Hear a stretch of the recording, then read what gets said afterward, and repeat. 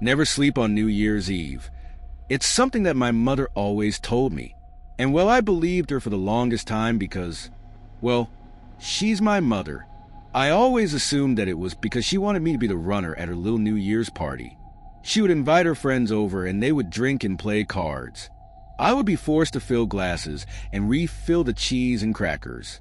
Then when the clock struck midnight, everyone would leave and I would be rushed off to bed. I'm older now, moved in with some friends and got a new job. This new job had been working me crap hours. I had to cover for all people who quit or didn't bother showing up. That meant overtime on overtime. I, being naive, easily accepted it even though it was killing me slowly. So when I finally got off early on New Year's Eve, I thought that I would try and party a bit. My friends and I cracked a few beers and sat in the living room while the TV was turned to the Times Square countdown. I felt my eyes get heavy, but I tried to bear through it. But by the time 10 p.m. rolled around, it was time for me to tap out. I stood up and announced that I was going to bed and went upstairs. I seemed to fall asleep fairly quickly and was teased with a wonderful dream. When I woke up, the house was silent and the sun was shining bright. I went downstairs and grabbed something from the fridge just to see that the living room was a hot mess. I shouted out to my roommate Lauren, but I got no response. I called out again, nothing. She's usually up by now since it was nearing 12 in the afternoon. I went upstairs to Lauren's room, but she wasn't there. I called out to my other roommate Nikki, but no response from her either. When I checked her room, she was also gone. Maybe they went somewhere together? I ran outside and to see if their cars were gone, but they were still there. I assumed that they didn't go for a walk considering the fact that it was the dead middle of winter, where temperatures were reaching nearly -10. While I was outside, I noticed something. There were no cars going by. Now I live on a fairly busy street, so I found this weird. I peeked down a bit further, but there were no cars in sight. Now this may sound weird, but I peeked into my neighbors' houses, but there was no sight of them. All their cars were still in their driveways. I began getting paranoid at this point, so I sprinted back inside. I turned on my radio, one of my Christmas gifts, to the morning talk stations. I was met by radio silence. By then I really started panicking. I grabbed my keys and drove out in my car. I drove for miles on miles, but there were no people. Restaurants, grocery stores. Even in the city there was nobody, just silence. I finally checked my phone. The calls wouldn't ring, texts wouldn't send, and most of all, the date read January 1st, 2021.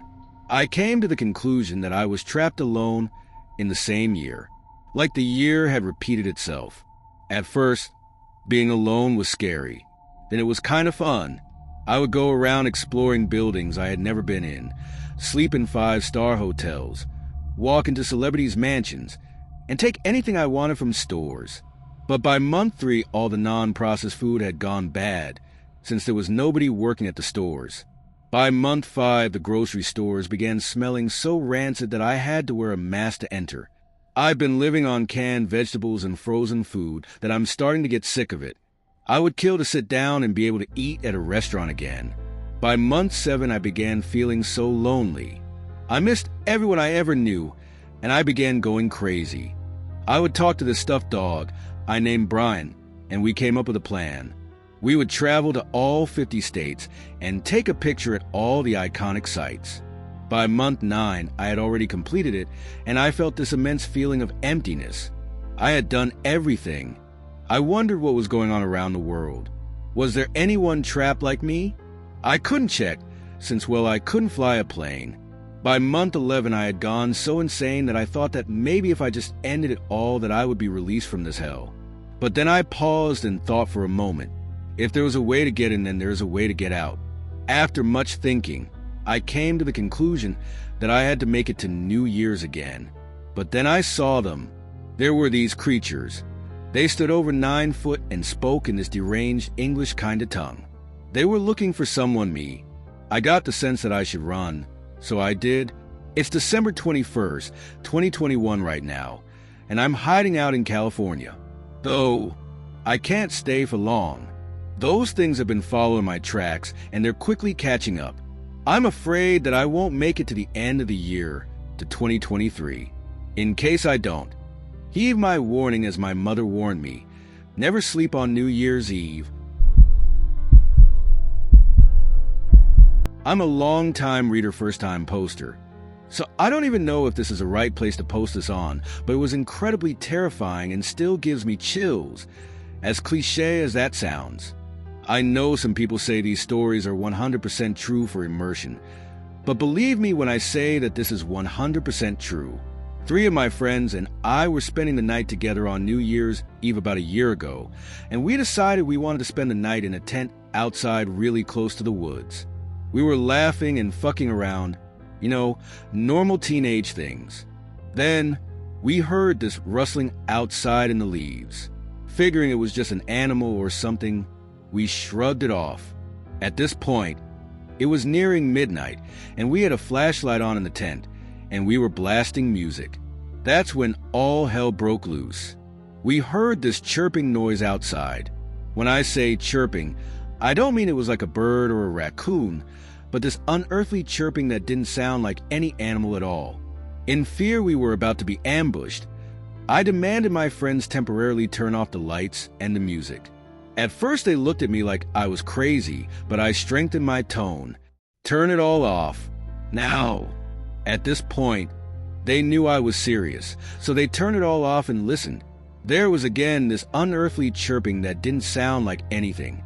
My friends and I were shitting bricks, but I was a little bit braver than the rest of them.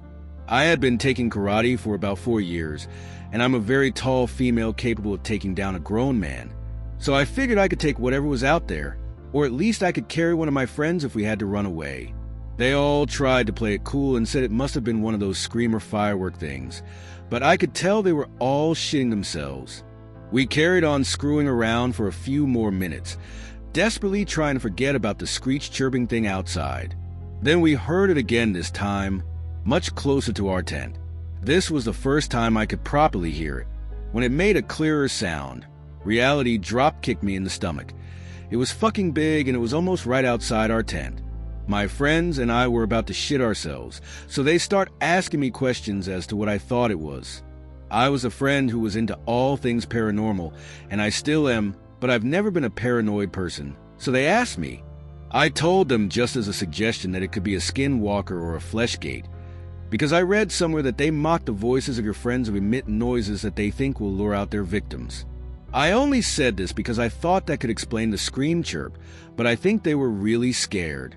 We heard it again. At this point, everyone was shitting bricks, and one of them eventually called her older brother to come and hang out with us for a while. While he was there, just our luck, we couldn't hear the chirp screech anymore. Damn. We hung out with him for a while until we all decided to go on a walk with.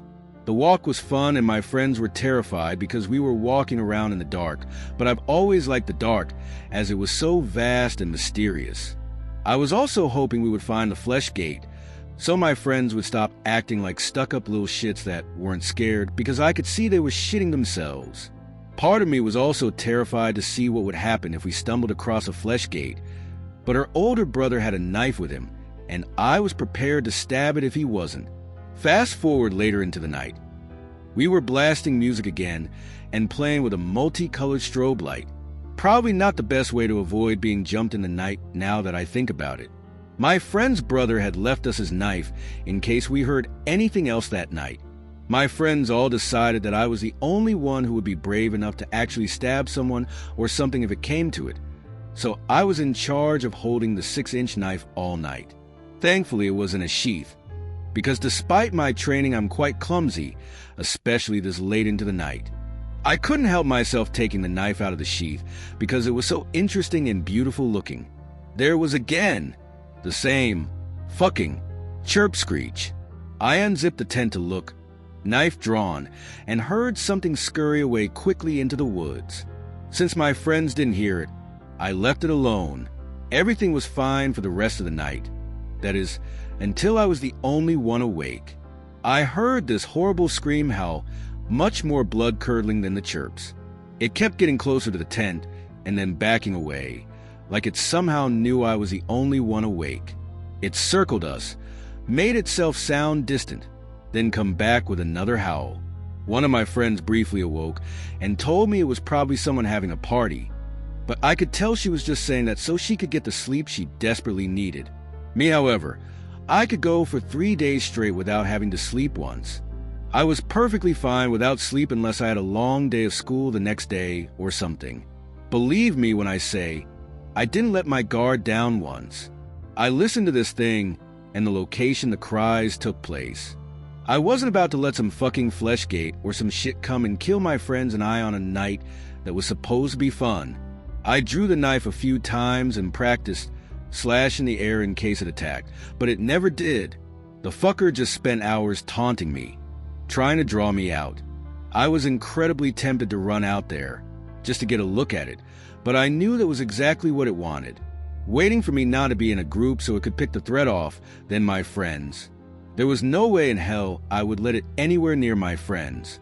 The older brother had left to go to a friend's house later that night as well, and the friend we were all staying with lived with her grandma. No strong men.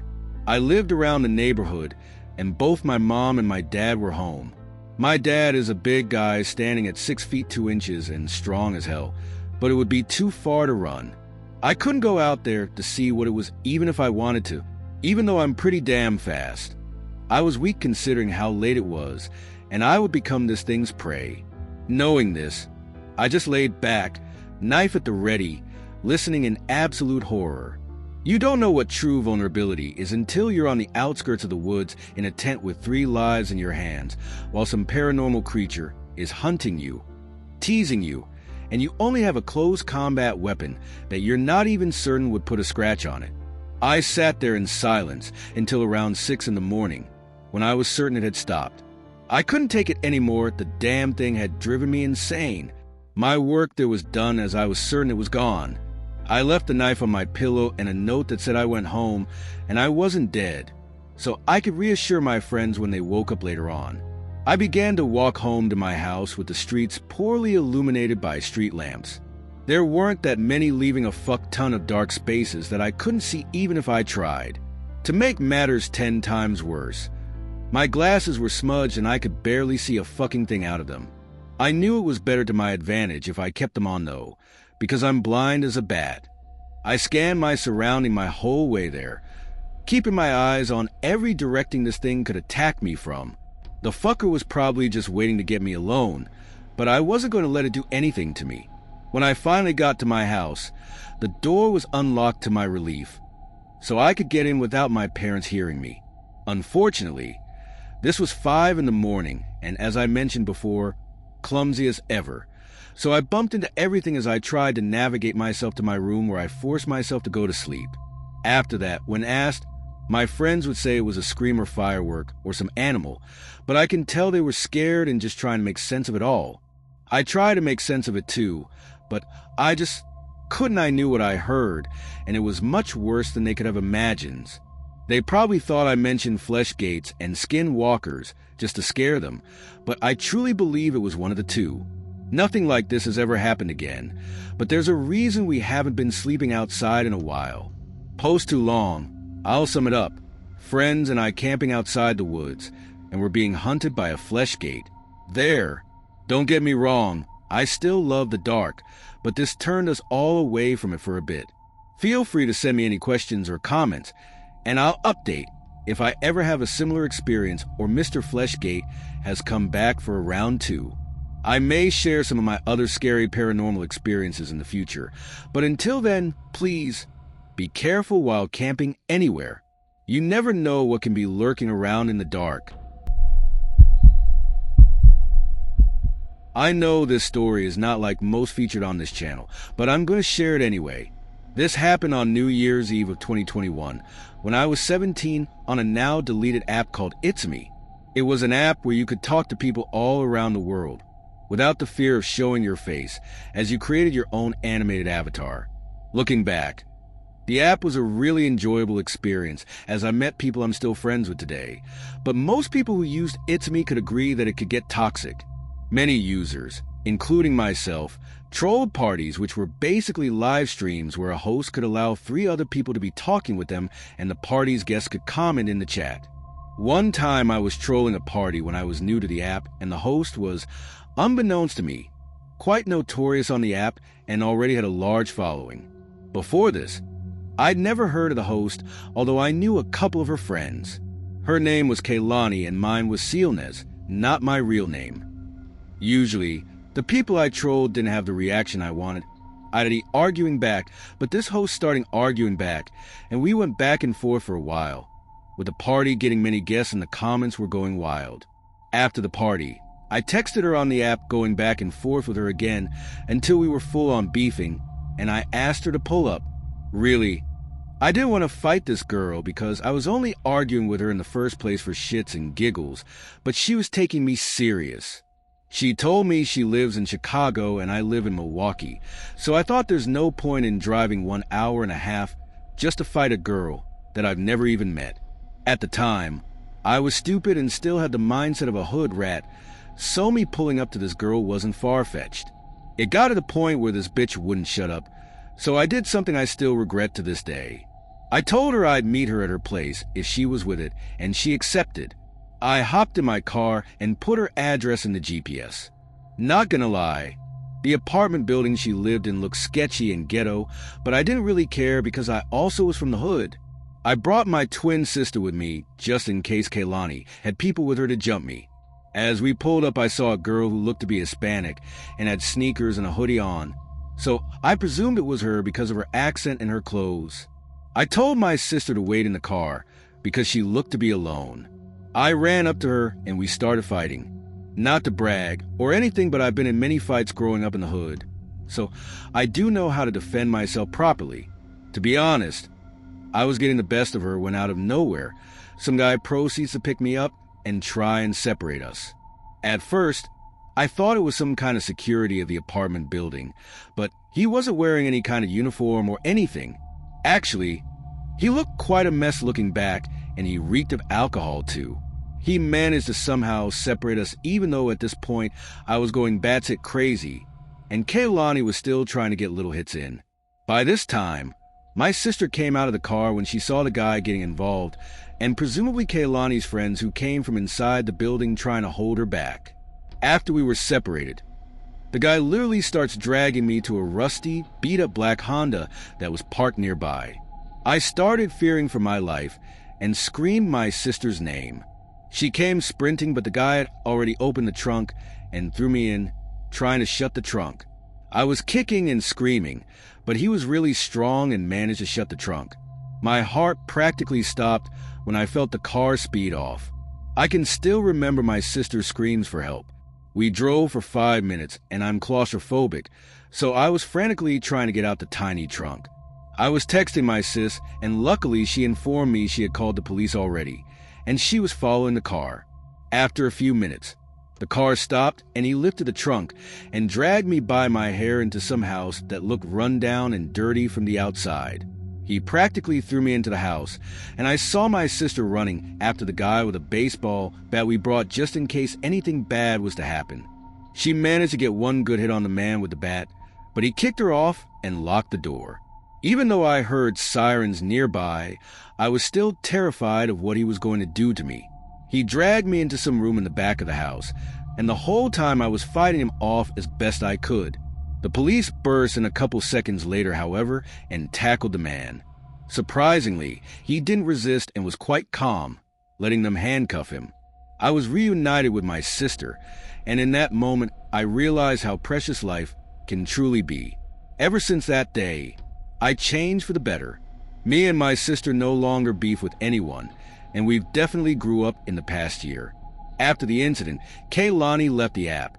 I decided to call it quitsome soon after as well because many people I was cool with starting moving on, and I wanted to leave the memory of that day behind.